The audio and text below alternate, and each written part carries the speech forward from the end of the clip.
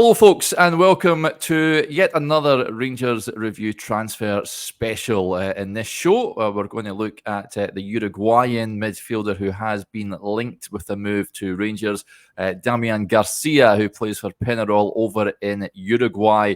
And I'm delighted to say we're joined by Uruguayan football expert Alvaro joins us on the show to have a bit of an insight into the young midfielder. Alvaro, thank you very much for coming on, first of all.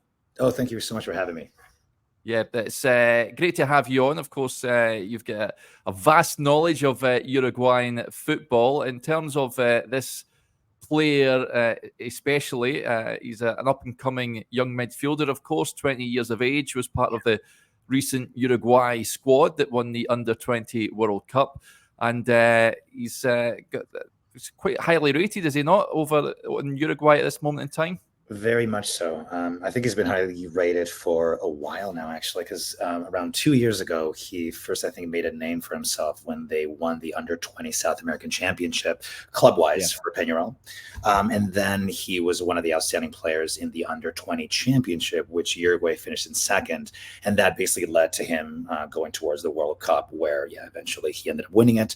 And he played every match, although I don't believe he started in one match, the quarterfinal against the United States.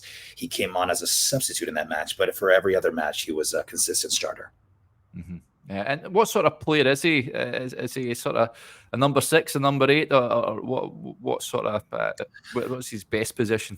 So in this sense, from everything I've done, so I've known about him, but I had to do a little bit more research in general. And everything that I've seen about him states that he plays as, in Uruguay at least, they know as a number 5, which would be a defensive midfielder, essentially. Okay. Yeah. So Damian Garcia, actually, funny enough, he ended up scoring yesterday, and he doesn't have that many goals. I think it was his second goal only for Peñarol in the first division. So he ended up scoring yesterday. And, well, what people say about him is actually very interesting. So one of the recent articles posted about him was describing him as a veteran with the face of a child. Usually you probably hear the opposite, right? Like a child with the face of a veteran or anything. But the idea is that he's actually sort of renowned for his mental fortitude. And there's been a few examples of this actually in general. So being that he's only 20 years old, it is a bit unnatural for a player to sort of take a leadership role, especially in amongst a team of much older players on the squad. So he's actually generally seen ordering players around constantly on the field. Whenever I'll actually mention a few of the things that reporters have said about him. So he's known for essentially having a quote unquote panoramic vision of the field. If you watch a lot of his highlights online, most of the time you'll see that he really likes to sit deep in the back, and he likes to launch several long balls into space or towards players. And usually you might think of that as being, okay, that's kind of, part of what makes a number 5 player, right? That sort of defensive midfield role, sometimes at least. But in this sense, actually, generally he's done it actually very successfully in all competitions, whether it's domestically or recently. I think this is recently where he's really made a name for himself in first division internationally in the Copa Libertadores. Recently, Peñarol actually qualified to the round of 16, and he had outstanding performances against the Argentinian teams Rosario Central and Brazil's Atlético Mineiro, who finished second or third last year in Brazil. So that was considered sort of, considering his age, his experience, that those were some of the things that have made him stand out immediately, at least for scouts, I believe, internationally.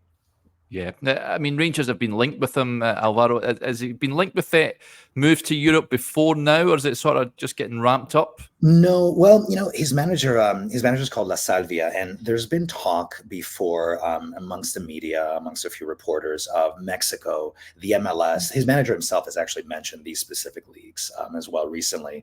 So the idea is that I think it's more word of mouth. A lot of fans, if you listen to podcasts or just general shows, they'll mention Europe, but the only things that have actually been mentioned right now have been Mexico, the United States, and now recently I've actually read throughout a few websites that, in Scotland as well, via Rangers, has interest has apparently risen recently. Yeah, interesting. And Peñarol, then, they're a big club in Uruguay, aren't they? What sort of style of play that is?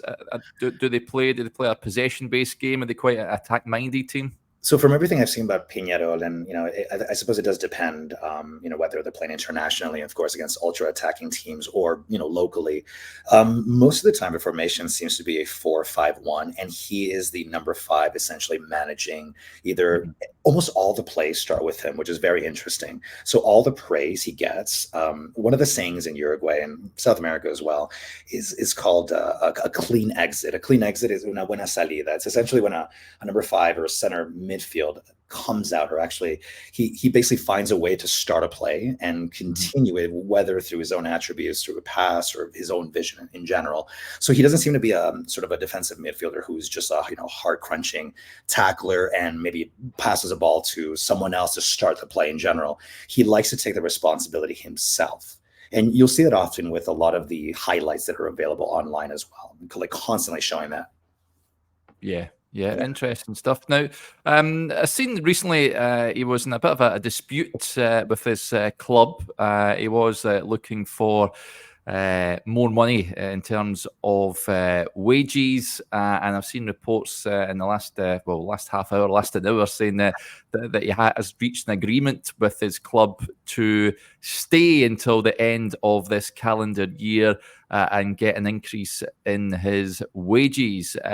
Does that tell us that he's likely to stay with the club for the rest of the season? So it's unsure. If there is one main reason, it is because they just qualified to the round of 16 of the Copa Libertadores, which is the Champions League of South America, which is something that has not been Peñarol has not been able to do for the last 13 years, which was considered sort of like a in itself was something extraordinary. So in essence, because of that, there is a feeling that the club wants to retain their best players, going into this knockout phase, which does begin in August. Actually, it's not unlikely for players to sign a new deal and then be transferred over to a new club as well. This drama that has been happening is not new. It's actually been going on since roughly January or December of last year. So his manager, he essentially, from what I found in my experience, when a manager, and by a manager I mean agent, they call managers that in South America, when an agent actually starts talking about higher wages, it means that the agent knows that they have something, that they have a gem here. And when they're putting sort of that heavy foot forward to try to negotiate a better contract, usually is a sign that there is interest ramping up. The agent will know about this in general. And from what I've read, everything, including the stuff that happened in January, the idea is that the manager or the agent feels that Damian Garcia should be earning way more than he's currently earning due to his potential, due to him winning the Under-20 World Cup as a key player, due to, what everyone's talking about. I mean, they see him as almost a guaranteed player in the future of Uruguay's senior national team. So he's not considered just, he really is considered to be a player who could really, really go far. Especially, obviously, one of the goals of a lot of players in South America is to finally reach Europe, right? So for a lot of reasons, obviously I don't know exactly what La Salvia, his agent, is really thinking, but usually when you see this type of discourse in general, it means that, he knows he has strong cards and he wants to make it known that this player should be earning much more, or else they're going to find somewhere else for him to earn this amount of money. Yeah, interesting. And of course, you touched on it there, Alvaro. I mean, Europe looks like he's going to be his likely destination. A move to Scotland. Can you see him? I'm not too sure how much you're aware of the Scottish game or Rangers themselves. It's a club with obviously high expectations, lots of demands placed upon the players. They have to win every single week. If they draw a couple of games, and it's a disaster. Do you think he's got the ability and the mentality to sort of thrive playing for a club like that? It's interesting, actually. I actually have a very, very soft spot for Scottish football. I followed it for many, many years. So many years ago in Canada, we actually had Satanta Sports. So I've actually been I've known about Rangers and Celtic for many, many years. In South America, I suppose there's just a different world there. I mean, obviously, for them, the Giants are like River Plate, Flamengo. Maybe they'll follow players in Real Madrid if it's like a Uruguayan player or a Brazilian. So they may not understand certain contexts of certain leagues, but I definitely do. And absolutely, knowing Rangers, players, knowing the size of the club and absolutely the history and the expectation, it's actually not too different in a sense from playing for Peñarol or Nacional in Uruguay. I've always found there's almost like shocking similarities between, maybe not culturally in terms of how the teams came about, but in terms of, small countries, 3 to 5 million people, two giant clubs, they're expected to win almost every time domestically, right? And so there is that feeling that, even 1 or 2 games, losing those, there's tremendous pressure placed on the players. So in a sense, in terms of similarity, I don't think you could find more similar in terms of, having that expectation and kind of seeing the same results from 1 or 2 losses and how that can come. The media will just come down on you right away, where maybe in another league, that wouldn't be the case. So one of the ideas, just to give you an example, there was a match about a month ago where Peñarol played Atletico Mineiro in Brazil.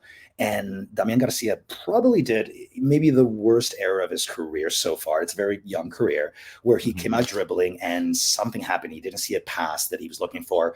And he sort of tripped up on the ball. The Brazilian player took it away, scored. It was absolutely devastating. The media went on him and everything. But in the second half, this was fascinating. A lot of players of that age would have just dropped right away, maybe even asked for a substitution or being taken off. His performance in the second half was remarkable. And it really, really showed. Now that, I've been hearing about his mental fortitude, that was really something. So Peñarol ended up fighting back from 3-0, and it looked like it was going to end 6-0 to 3-2 and nearly tying the game. And he was absolutely everywhere. He's known as a box-to-box player. Like they have the equivalent saying in South America, which is really he comes and goes. So he is tremendous at ball winning. And if you would have seen his performance, ignoring maybe the apps, because they'll give him like a 5.8 because he did that one error. But generally, if you see the way he bounced back, even in that match, it was very impressive. And that's really one of the first times that I really got to see him under tremendous pressure in South America, in a big stadium packed in Brazil, actually put the team on his shoulders after committing like what was considered to be a very bad error, like directly leading to a goal. So that was actually for me very, very impressive. And if I were to note one match as an example of like, okay, this kid he's got something interesting, I think that would have been one of the matches for sure. Yeah, it seems like he's got a mental toughness about him, which would serve him well if he was to join Rangers. In terms of sort of fee, Alvaro, what is his valuation, do you reckon? I don't know, actually, because if you go to Transfer Market, they'll have certain numbers, but I don't know if they're actually based on anything official. Like nothing's been mentioned in general. So I think until Peñarol, I think that's actually where the discrepancy is happening, where the manager feels that his transfer fee should be much higher, or whether it's a better contract or not. Like the transfer fee is something that plays a large part in a player's career. So I think that may be one of the big disagreements, let's say right now. So in a sense, I don't think there's anything official, like anything right now is just being discussed, let's say, in the negotiation table. So after this negotiation happens, you might get a clear understanding of at least where he's being valued in South America. Yeah, interesting. Does he get any disciplinary issues? Is he someone that likes to pick up a yellow card or two? Funny enough, actually, considering that he's Peñarol. So this is interesting. I was reading tweets from a few prominent journalists in Uruguay from January, and one of the journalists just kind of described in general how he's, considering that he's such a key defensive player for Peñarol in the midfield, he rarely gets booked, which is really, really interesting. And I was watching his highlights, and they're actually mostly clean, even though he really is back and forth, like all the time. He gets into every possible play that you can imagine. And I think he only has like 1 or 2 yellow cards over the last maybe 20, 30 matches. I'd have to confirm it, but that's what I saw on the app immediately. And the reporter actually ended up mentioning that. And luckily, other journalists were replying as well with all the attributes they were noticing about him. So basically, all of them were agreeing that, considering he's so young, he's just so composed with the ball as well. That's one of the things as well that's I think made him stood out to most people. But defensively, that's his other big part of his game. He's been. I think that's why they describe him as like a more mature player than his age would suggest. Like some of the journalists were even saying that he plays as if he's 29 and he already spent 4 or 5 years in Europe, which is I think a pretty nice compliment. But I think it shows that in general there is that expectation that if you're young, you're a bit of a firecracker, you might obviously lose your head. It happens. Obviously, we've been watching football our whole lives. But the fact that he stood out in that regard is, it's impressive. In the World Cup, I remember, I watched every match of Uruguay's and nothing. He was just such a clean ball winner in the midfield consistently throughout the entire tournament. So I thought that was very impressive in general. Yeah. Of course, he's came through the ranks at Uruguay as well. Is there an expectation that he will make that step up to the senior setup? I think that the Copa America is just around the corner. Would that become too soon for him, do you reckon? Yeah, it would be because Marcelo Bielsa recently released the preliminary list, and he wasn't on it, but very. In fact, I think only one of the under-20 World Cup winning players, Luciano Rodriguez, actually made the team. The idea is that now, yes, it is a little bit too soon. The tournament's starting in about 3 weeks, but if you were to at least listen to the journalists or the fans through different podcasts, they seem to have absolutely no doubt that he is going to be a mainstay in the future for Uruguay. Maybe it's too soon to find out. And obviously, maybe people are being blinded by his potential. But the idea is that every time he's mentioned, it's usually with, well, he's probably going to be Uruguay's future number 5. So that's, in a sense, probably the greatest praise that I think a youth player, at least someone of his age, could possibly get at this point, I think, of his career. Yeah. But you mentioned there Bielsa in charge of the national team. What's the feeling heading into that tournament, Alvaro? Is there a feeling of expectation they can go far and deep in it? Yeah, there is. With Uruguay historically, the best results have come when Uruguay doesn't feel like they're one of the favorites. Even the players right now, they're acting like, no, Brazil's there and Argentina. The thing is, with Brazil and Argentina always existing, it's never really safe to say Uruguay is a favorite in anything. So I think the players usually try to sort of position themselves in a sense where they have to give 150% to kind of, go over that mountain of Brazil or Argentina. Because if they don't, historically, Uruguay, when they've gone really strong into a tournament, they hadn't had the greatest success. So a lot of the times it's usually sort of like, whoa, Uruguay just sort of built their way throughout the tournament, kind of got stronger in the knockout phase. So for now, everyone's sort of limiting their expectation, but there is a good feeling. They just recently beat Brazil at home and Argentina away in Buenos Aires back to back. So that was considered huge. And they played really well under Bielsa and everything. So the idea is, you never know what might happen. Of course, recently Uruguay didn't have too great of friendlies internationally about 3 or 4 months ago. So there is an idea. These are tournaments that are short. It could fall apart in one match, literally. So, there's a good expectation, but also a little bit measured, obviously.